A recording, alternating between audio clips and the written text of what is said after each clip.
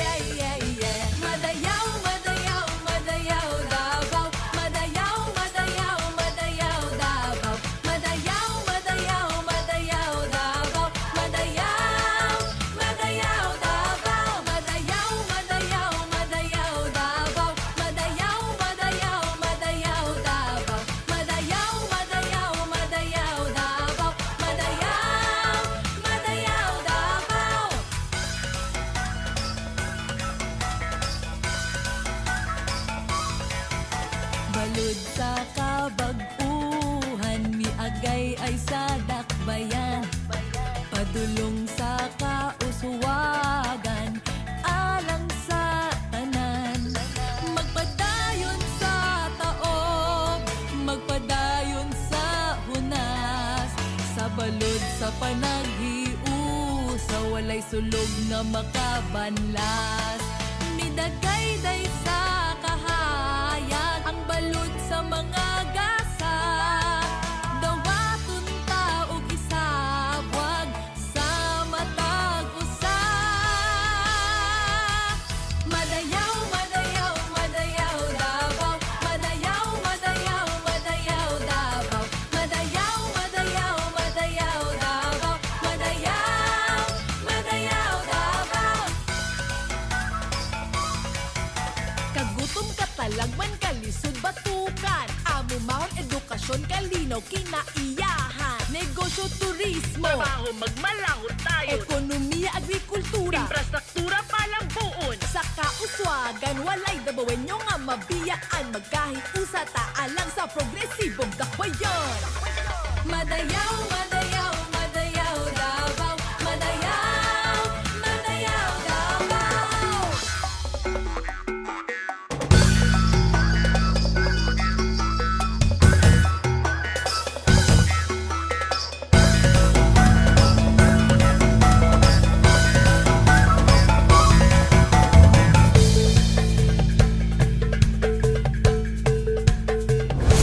Manayaw ug maayong adlaw, dakbayan sa Davao. Live na usab kita adlawng Biyernes, Enero 16, tuig 2026. Bagong tuig, bagong mga balitag impormasyon na usab ang among ihatod kaninyo karong tuiga. Busa at ang mga mahinungdanong istoryang ihatod namo kaninyo ingon man mga programa sa lokal nga panggamhanan alang sa dakbayan sa Davao. Busa para sa atong ronda balita karong buntaga.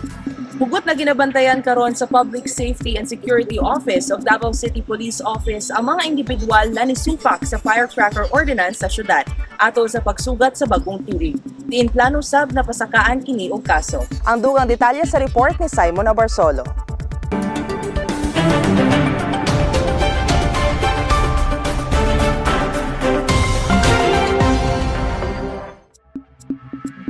Gibantayan pag-ayo sa Public Safety and Security Office kung PSSO inubanan sa koordinasyon sa Davao City Police Office kung DCPO ang mga kasong gipasaka batok sa 5 ka mga individual nga nadakpan nga nisupak sa balaod sa firecracker ordinance atol sa pagsugat sa bagong tuig. Lakip sa mga ordinansa ang pagpatuman sa hugot nga multa diin. Sa unang paglapas niini silutan kini og multa nga 1,000 pesos o mapriso sulod sa 20 ka adlaw hangtod sa usa ka bulan. Samtang sa ikaduhang paglapas makamulta kini og 3,000 pesos o mapriso sulod sa usa hangtod 3 ka bulan. Samtang sa third offense, makamulta kini og 5,000 pesos o mapriso sulod sa 3 hangtod 6 ka bulan. Sumala pa ni PSSO Head Angel Sumagaysay nga gihatagan na niya og direktiba ang mga station commander nga ipadayon ang pagpasaka og kaso batok sa mga violator sa firecracker ban sa syudad. Samtang gibutyag sab ni Police Captain Hazel Tuazon ang tigpamaba sa Davao City Police Office nga gipabilin na sa ilang kustudiya ang 5 ka mga violators nga nadakpan nga naggamit og pabuto sa bagong tuig. And ipasalamat ang Davao City Police Office na sir no, ang ato ang City Director Sir Police Colonel Manan Caracas Muarit sa tanang kooperasyon ug tabang sa tanan, especially katong mga na-identify nato nga nag-violate sa firecracker ban. Doon na atay mga na-arresto sir no, nga 5 ka buok pero napud tay mga identified individuals nga nag-violate sa ato ang firecracker ban. And it will be filed in court sir no, through regular filing.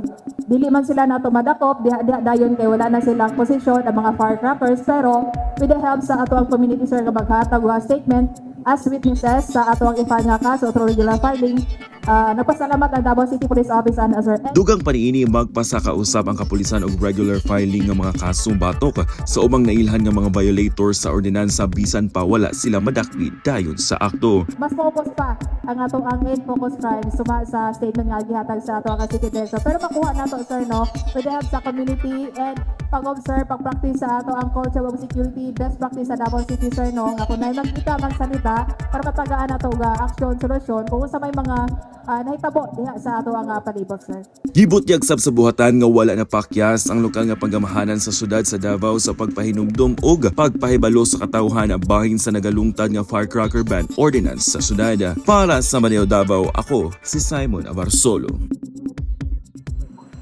Alang sa mas gibakusgang pagpangandam sa kalamidad dinhi sa Davao City, usa ka brand new heavy-duty truck sa City Government of Davao ang giblesingan na. Aniya ang report.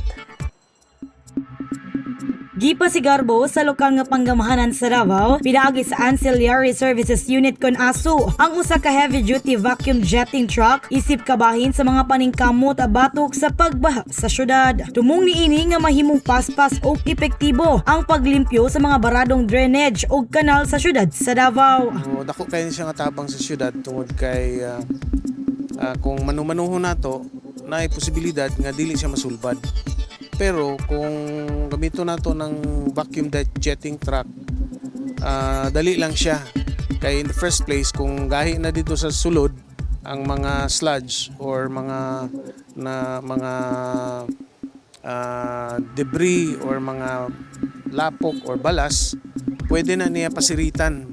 So nana siya ay jetting, mautoy musirit, o niya ang vacuum, mautoy mo suck sa mga sludge nga naa sa sulod sa atong drainage system. So dali lang siya mahimluan. Gipasabot sa maong tunghaan nga ang vacuum jetting truck dili lang usa ka ekipo kundi usa ka pamatuod sa ilang commitment sa pagmintinar og limpyo ug epektibong drainage system sa dakbayan. Naay mga area nga nagareklamo sila labi na sa mga barangays nato nga after sa ulan dapat mag-subside na ang tubig ana dayon. Pero naay dugay mag-subside. So kana siya magamit yun na nato siya dayon.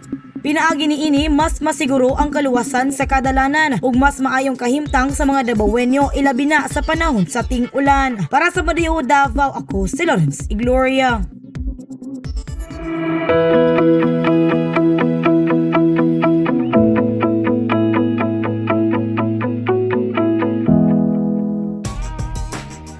Listahan sa mga kabdangan sa syudad, malampusong gi-update sa konseho alang sa mas epektibong serbisyo publiko sa mga Davaoenyo sa tuig 2025. Aniha ang report. Nag-andam na ang sangguniang panglungsod pinaagi sa Komitiba on Government Properties alang sa mga lakang aron mapalapad pa ang serbisyo publiko sa syudad sa Davao. Human makompleto ang lista sa mga kabtangan nga ipinag-iya sa gobyerno nga mahimong magamit alang sa kaayuhan sa katawhan diin magtukod kini og mga dugang ng mga government buildings sa syudad. Din matud pa ni Davao City Councilor Attorney J. Miltor Kitain Jr. nga pinaagi sa pakigtambayayong sa Task Force of Registry and Inventory of Real Properties. Malampuso nilang nakuha ang komprehensibong listahan sa maong mga kabtangan. We need to expand. If you can say Davao is getting very big already, our government offices may not be able to handle the number of people that's active. Just look at now, downstairs in the lobby. They're transacting, they're supposed to transact with the city assessors, NCR, Business Bureau, and City Treasurer, and not all people falling in line. So maybe we need additional infrastructure, and of course, we can only build structures on government or public property.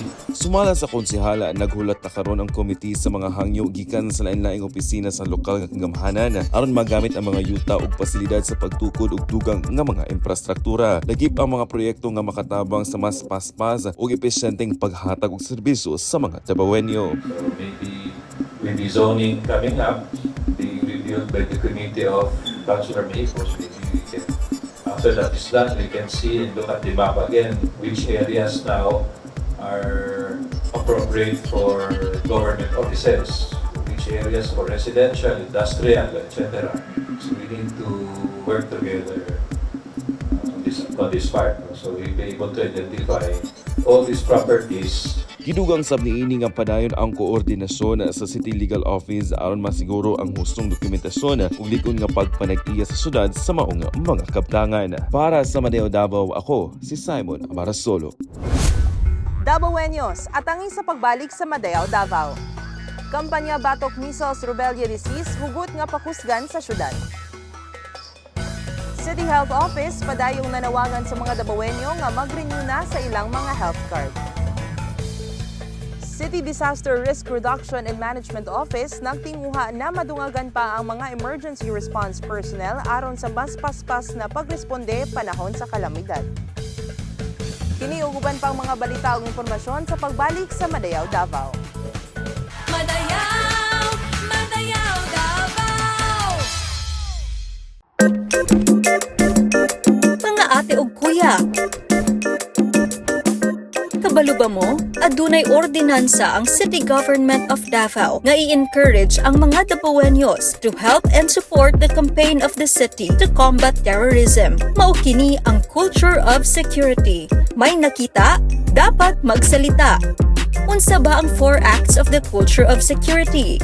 Volunteer. Voluntaryo mo pailawom sa mga inspeksyon sa mga lugar, sama sa mga checkpoints, entrance sa mga establishments, o sa mga venues sa mga selebrasyon o events aron masiguro nga walay nagabitbit o mga ginadiling mga butang sama sa IED, armas, hinagiban, droga ug uban pa. Report. Kung ikaw makabantay og mga kadudahang kalihukan sa usa ka individual o grupo, takip na mga unattended baggage. I-report dayon kini sa pinakaduol nga awtoridad o tawag sa 911.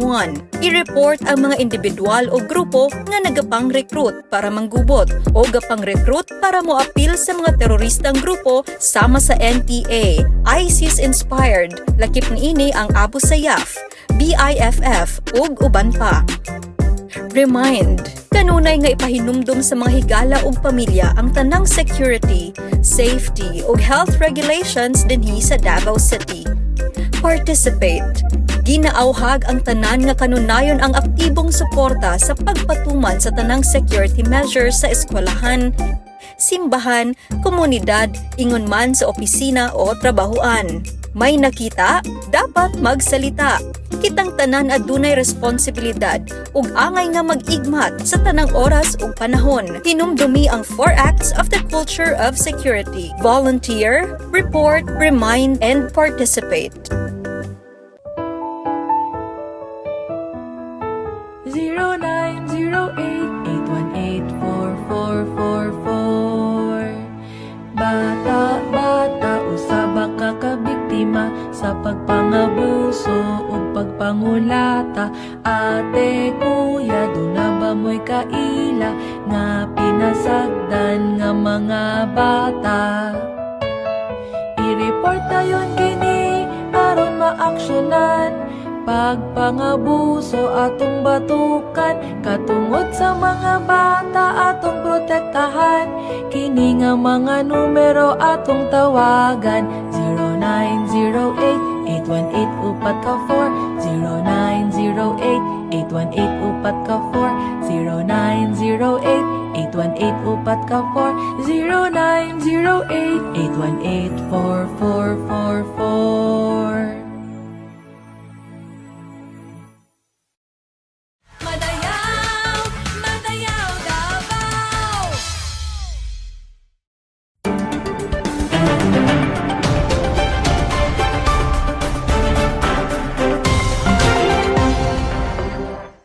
Usa ka measles rubella supplemental immunization activity campaign ang ipahigayon sa syudad karong bulana diin target sa lokal nga panggamhanan na mabakunahan ang kapin 154,000 ka mga bata. Alang sa dugang detalye atong sayron pinaagi sa report ni Simon Abarsolo. Mas gipalig-on pa karon sa Davao City Health Office ang ilang panawagan sa mga ginikanan ug komunidad nga magtinabangay sa pagpanalipod sa mga bata batok sa tigdas ang pinaagi sa libre nga citywide measles vaccination campaign nga magsugod karong Enero 19 hangtod Pebrero 13 ning tuig 2026. Kini paygayon sa SM Ecoland Annex and Activity Center. Bisan walay naitalang kaso sa tigdas sa syudad sa miaging tuig, gipahinumduman sa buhatan nga dili angay magkumpiyansa ang publiko tungod kay ang syudad sa Davao usa sa mga sentro sa pagbiyahe sa mga tao nga nagpasabot nga posibleng gihapon ang pagsulod sa sakit gikan sa ubang lugar. So mangutana mo, Doc, nabakunahan naman ako mga babies. Yes, non-selective di siya. Ibig sabihin, bisag nabakunahan na, walay hadlok sa overdose. And very important din siya because daghan na kaayo cases, although outside Davao City, measles cases. So ang atong ani is to prevent outbreak and to vaccinate at least 95% of the population sa 6 months to 59 months old. Gipasabot sab sa mga health officials nga ang measles rubella usa ka hilabihan nga makatakod nga sakit nga mahimong magdala og seryosong komplikasyon labi na sa mga gagmayng kabataan. Busa ang mga aktibidad usa ka epektibong paagi aron malikayan ang posibleng outbreak sa maong komunidad. Giawhag sa buhatan ang mga ginikanan nga dal-on ang ilang mga anak sa mga barangay ug district health centers aron mapabakuna sa libre nga measles rubella supplemental immunization activity. So, daghang nagasulod na mga bata from other regions ba. So, kailangan nato i-protect bisan negative pata last year sa measles. We also have to protect kay para ma-prevent ang outbreak para kung naay makasulod diri nga naay measles unya, what if ang iyang kuanan mas bata nga unprotected. So, para ma-prevent nato ang outbreak. Gilara usab sa ahensya nga luwas ug epektibo ang mga bakuna ug gidasig ang publiko nga mangutana diretso sa mga health workers ug doktor aron malikayan ang sayop nga impormasyon sa social media. Para sa Madiaw Davao, ako si Simon Abarsolo. City Health Office padayong nanawagan sa mga Davaoenyo nga mag-renew na sa ilang mga health card. Aniya ang report. Mas hapsay o komportable karon ang mga empleyado sa pagproseso o pag-renew sa ilang mga health card. Mas paspasab gikan sa pag-fill up sa mga form padulong sa receiving area. Din dawaton sa personahe sa City Health Office ang mga requisitos aron susihon sa mga nurse o doktor ang resulta sa laboratory ug mga test nga dala sa aplikante. Alang sa mga anaa sa food industry, gikinahanglan sab una mag-attend og basic food handling seminar. Sunod sa encoding area alang sa datos sa aplikante. Human niini susihon og permahan sa doktor ang health certificate una kini ihatag kanila. Usa lamang si Mika May Manigos, usa ka service crew sa usa ka kan-anan sa dakong mall sa Lanang, ang among naabutan nga mipila og sayo aron mag-renew sa iyang health card. Matud niini nga bisan pa man sa kakapoy niini sa pagkuha sa mga requisitos, dakong tabang sumala pa niini nga ma-renew ang iyang health card. Dili lang alang kaniya pati na sab sa mga tawo nga iyang mahatagan og serbisyo. Helpful jud kay siya kay sa ato mga kuan pa kanang laboratories exam is makita na nimo diha pa lang dan makita kung na ba kay mga kanang problema or something sa imo nga dili ano sa imong trabaho kana pa lang dan okay na kaayo. Kani pong health card helpful po kay siya di lang kay for the sake na narbaho ka kani siya tabang po ni siya kay para mag-serve gud tag pagkaon sa ubang tao. Ato jung i-ensure nga kita safe gud nga nag-serve na tao sa ilaha. So mo jud na ang health card importante jud kay siya sa ato as a worker or service crew. Sumala pa ni Dr. Izagani Paul Braganza ang labaw sa City Health Office Dispensary Section nga importante ang health card system aron masiguro nga ang mga empleyado medically fit ug andam sa pagbuhat sa ilang mga katungdanan nga walay peligro alang sa uban. Gibot kay sab niini nga dili moubos sa 1,500 ang ilang gilaumang makater matag adlaw. Panawagan sa CHO nga mag-renew na tungod importante kini nga dili sab mapahantangan og silot ang ilang mga employers kun man ugaling adunay inspeksyon sa ilang mga ginatrabahuan o mga establishmento. Nagpahimangno sab ang buhatan sa gustong mameke niini. Gilauman sab nga mas daghang mokuha o mag-renew sa ilang mga health card karong tuiga. Health card, kinahanglanon yun na sa anuman. Kaya una sa tanan para makita kung physically fit ang atong empleyado, no? Matag mosulod. physically fit siya, dili siya makatakot og sakit, no? Especially kanang ato ang mga na-contact kanang mga massure, mga nail technician, kinahanglan na siya dapat physically fit. Labi na gyud sa pagkaon, ang yellow.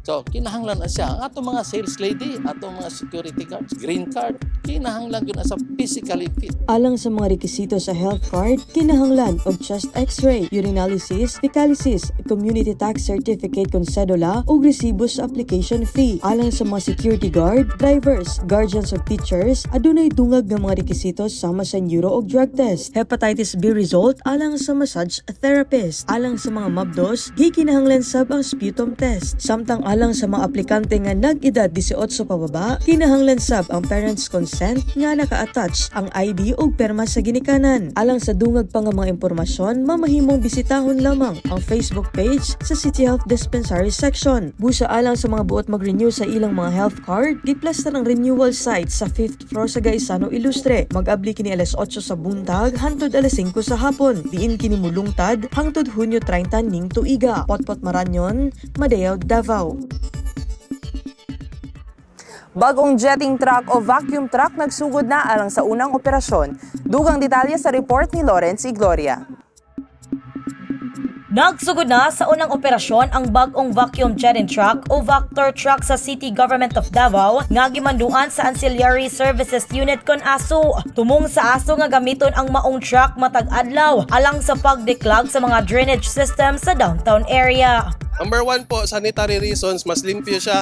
Di na kinanglan daghang tao ang munaog sa kanal. Ang hose na lang ang musuyop sa silt and sa lapok sa water.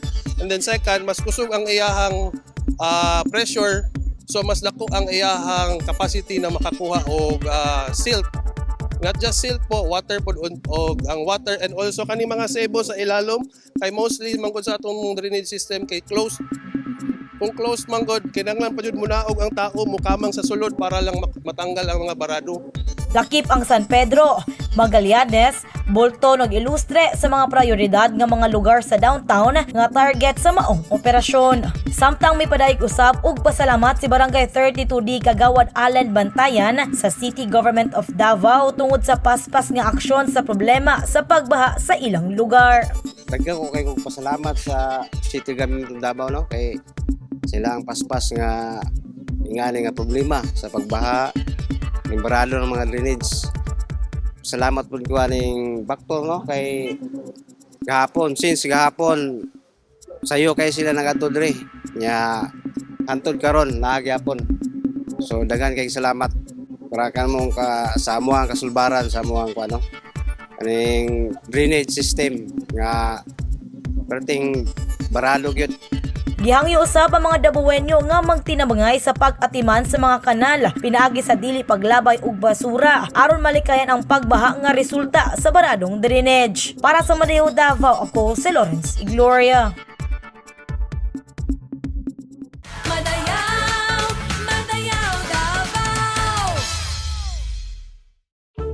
Mag 5S kontra dengue.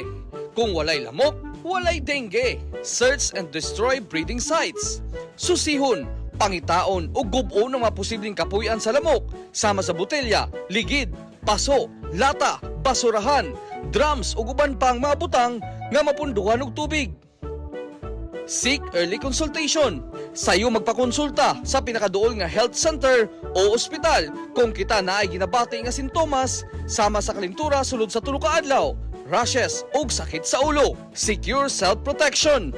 Siguraduhon ang pagprotekta sa pamilya o kaugalingon pamaagi sa paggamit og insect repellent o moskitero o mosquito net o sa pagsuot og long sleeves. Support indoor and outdoor spraying in high-risk areas only. Atong suportahan ang ginahimong pamaagi sa gobyerno sama sa fogging o spraying kung ang isa ka lugar kay adunay taas nga kaso aron malikay sa sakit nga dala sa lamok. Sustain hydration. Kanunayon ang pag-inom og oral rehydrating salts ug tubig kung kita na ay ginabati nga simptomas sa sakit nga dengue.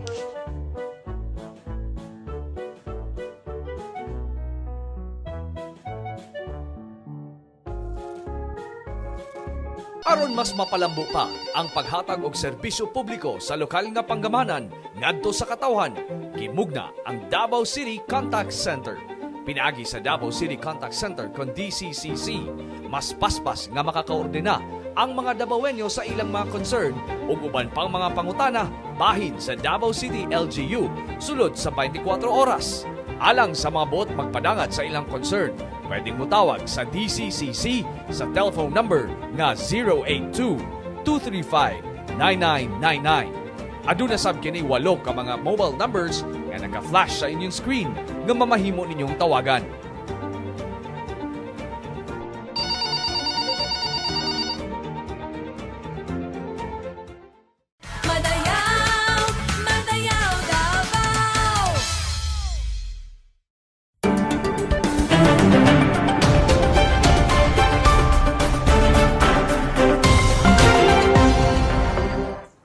Giselebrar sa lokal nga panggamhanan sa Davao pinaagi sa pagginhawaan Drop-in Center for Children ang kapintulo ka dekadang anibersaryo sa paghatag og serbisyo sa mga bata sa ilang pasilidad. Atong sayron pinaagi sa report ni Lawrence Igloria.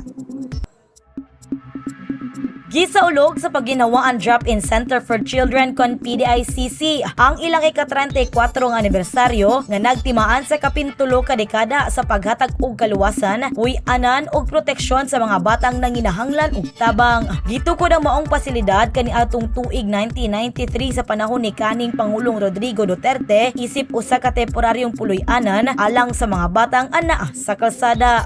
Makita man nato diri sa Davao City kung unsa ka aktibo ato ang mga CSWDO and other agencies na nagatabang para kanang walay bata na naa sa kalsada. Kay ang kalsada dili jud na siya naka para sa mga bata na abandonar. Kaya diri sa PDICC kami ang naga-temporaryo na atiman sa mga bata na sa kalsada. Padayon sabang aktibong kampanya sa CSWDO Batok Mendicancy ug sa pagpanalipod sa mga batang anaa sa kalsada nga nagapanglimos. Samtang gipainumduman ang mga Davaoenyo nga dili mohatag og limos aron mahunong ang pagpanglimos sa mga bata alang niini. Ang kinapaningkamutan, ang pinaka the best lang pud sa akong trabaho kay ang mga coordination and then ang mga partnership wala jud nang biya sa ato. Sira ko sa DSWD sa fostering and adoption. And then sa lain pang mga agencies na permanente na adya sa amo ang giliran para sa mga bata. Paningkamutan na mo na mabutang sila sa place na kanang mahatag pud sa ilaha ang pagmahal, pagpangga ug pag-aruga. Para sa Madeo Davao, ako si Lawrence Igloria. Gipangguba na sa Davao City Police Office ang mga nakumpiskang 296 ka mga illegal mufflers kon bora-bora ug 270 ka mga lantaka atol sa ilang gipahigayong operasyon niini. Ang detalye sa report ni Simon Abarsolo. Kini ang aktual nga pagguba sa mga kapulisan sa syudad sa Davao sa kapin kun kulang 550 ka mga confiscated illegal mufflers ug lantaka atol sa ilang sagunsod nga operasyon sa syudad. Subay sa City Ordinance number 0034-12 kon Comprehensive Transport and Traffic Code, hugot nga ginadili sa dakbayan sa Davao ang pag-install og bisan unsang glasing modified mufflers sa mga sakyanan, partikular na sa mga motor. Gibutyag sa kapulisan na walay luoy-luoy inang maghangyo ang mga nadakpan og dayon kumpiskahon kini o di ba pahamtangan og angay nga mga silot. Sigon sab niini nga padayon sa gihapon ng ilang investigasyon karon sa mga manufacturer sa syudad nga nagasupply sa mga illegal mufflers ug dayong pasirad-an kini kun dili dayon kini motuman sa balaod. Inutusan na rin natin yung ating mga station commanders, i-identify nila yung gumagawa nitong muffler, yung sinong gumagawa mismo, pausapin yon, pagsabihan na bawal. At pag pinatuloy nila yon, then we will recommend the closure of their establishment through the city government. Hugot nga gipahimangnuan pag-usab sa mga kapulisan ang publiko alang sa multa ug kaso nga posible nga maatubang niini subay sa maong ordinansa aron nga mapadayon ang kalinaw sa syudad labaw na sa pagpugong sa kasaba ug hulga sa komunidad. Yun sa muffler talagang not only here naman to sa city. Halos in all other place meron to. So hindi tayo pwedeng yung lingas kugon ba.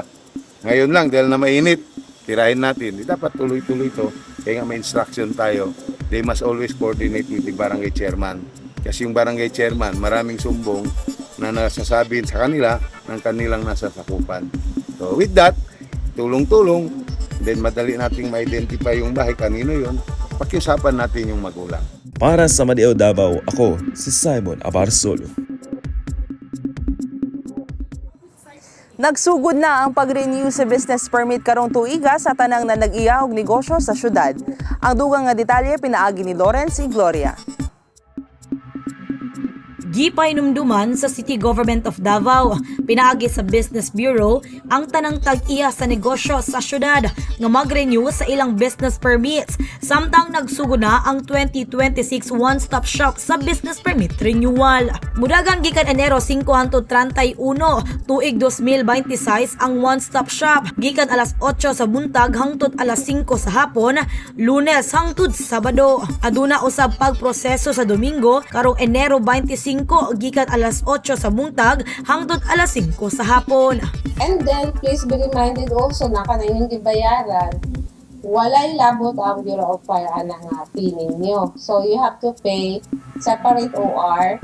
Online man gihapon na sila, separate po ang proseso, silang fire safety inspection certificate, they have to process. Kay anyway, this time, almost all ang FSAC valid pa man. So, kung ma-expire siya siguro within the month of January or February, March, April and onwards, that's the time nga i-renew nila ang ilang FC.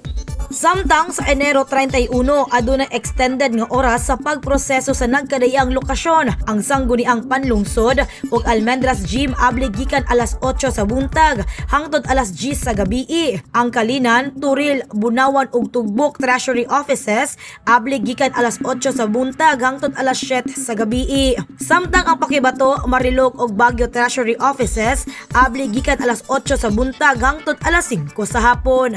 Mamahimo usab nga proseso ang pag-renew sa ilang business permits online. Pinaagi sa app pbts.davaocity.gov.ph ug makabayad sa tax ug laing bayaranan alang sa masayon nga transaksyon. Alang sa dugang kasayuran bahin sa mga processing location sa matag distrito ug schedule sa pagproseso, mamahimong bisitahon sa mga Davaoenyo ang Facebook page sa City Government of Davao. Ma'am, may advisory that we will be facing or encountering La Nina. So, ting-ulan, they have to bring na lang umbrellas or mga protection. Kaya di po sila magkasakit. And they have to come early. Kaya kung magdugay no, mag-isudog sakay, init pa ulit.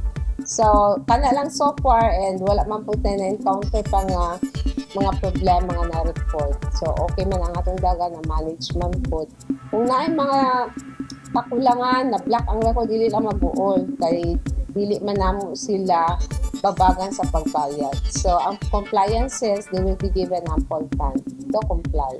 Para sa Madiaw Davao, ako si Lawrence Gloria.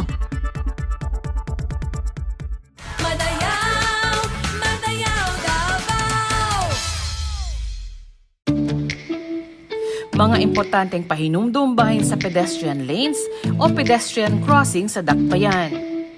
Sa pedestrian lane o pedestrian crossing, kinahanglang mo preno ug muhunong ang mga sakyanan alang sa si bisan kinsang motabok, ilabi na ang mga bata, estudyante, senior citizens ug mga persons with disability. Ang driver nga madakpan tungod sa wala pagrespeto sa pedestrian lane, makamulta og dili moubos sa 200 pesos tungod sa violation of pedestrian crossing rules. O posibleng dili ma-renew ang rehistro sa sakyanan.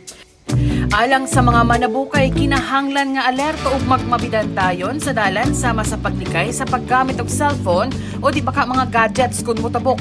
Hulata nga muhunong ang sakyanan una motabok.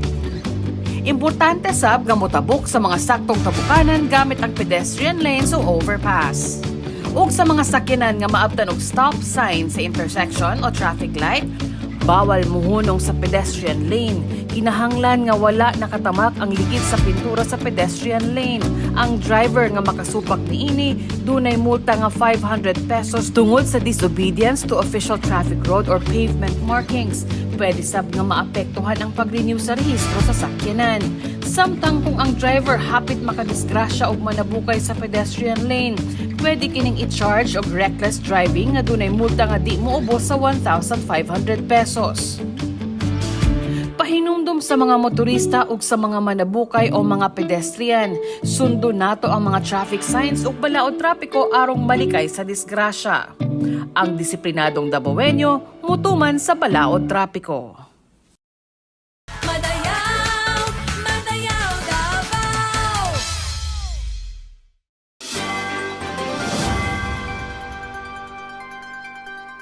Alang sa special report, City Disaster Risk Reduction and Management Office nagtinguha na madungagan pa ang mga emergency response personnel aron sa mas paspas na pagresponde panahon sa kalamidad. Ug no scalpel vasectomy acceptor sa syudad ni Saka. Ania ang report. Aron mas paspas ug epektibo nga makatubag sa panginahanglan sa mga Dabawenyo ilabi na panahon sa kalamidad ug emerhensiya, nagapadayon karon ang City Disaster Risk Reduction and Management Office kon CDRMO sa pagkuha og mga dugang ng mga emergency response personnel karong tuiga. Kini tungod sa nagadugang nga mga 5 ka mga satellite station sa CDRMO karon. Lakip niini ang Turil Satellite Station nga giabrihan kaniadtong miaging tuig ug ang Baganihan Satellite Station nga giabrihan gikan sa Marilog. Matud pa ni CDRMO Head Alfredo Baluran na gikinahanglan sa ilang opisina ang pagkompleto og 20 ka mga bakanteng posisyon alang sa emergency medical service. Sumala sa buhatan, kapin sa 100 na ka mga personnel ang nakakaroon sa EMS tungod kay 24/7 ang ilang serbisyo ug nag-operate sa TRISH system. Apan gikinahanglan gihapon ang dugang nga personnel tungod sa pag-abli sa mga satellite stations sa syudad. Gawas sa EMS, abli usab ang 20 ka mga slots alang sa Fire Auxiliary Service ug 15 ka slots alang sa Urban Search and Rescue Team. Samtang sa pikas bahin, nakatala ang City Health Office pinaagi sa Population Division o kinatibuk ang 279 ka mga acceptors sa ilang no scalpel vasectomy service kaniadtong 2025. Mas taas kini kumpara sa 126 ka mga acceptors sa tuig 2024. Ang NSB usa sa mga permanenteng pamaagi sa family planning nga libre nga gitanyag sa Population Division alang sa mga Dabawenyo. Matod sa opisina, ang NSB usa ka non-intrusive nga pamaagi nga mulungtad lamang og 10 hangtod 15 minutes ug mas luwas kini kumpara sa bilateral tubal ligation. Duha kay gayon matag bulan nga ginahimo sa buhatan ang libre nga NSB services sa Buhangin Vasectomy Center. Samtang gidasig sa buhatan ang mga Dabawenyo nga dili na buot magdugang pa og mga anak nga mopahimulo sa libre nga NSB service sa syudad. Alang sa bulan sa Enero, nakaschedule ang libre nga NSB sa Enero 16 ug Enero 30 ning tuig 2026. Para sa special report, kini si Simon Abarsolo, Madeo, Davao. Dabawenyos, ayaw kalimti, musunod kita sa tanang balaod o pulisa sa atong panggamhanan. Timan ikanunay, basta Dabawenyo, disiplinado. Ako si Mutya ng Davao 2024, Hannah Mage Piccho. Madeo, Davao.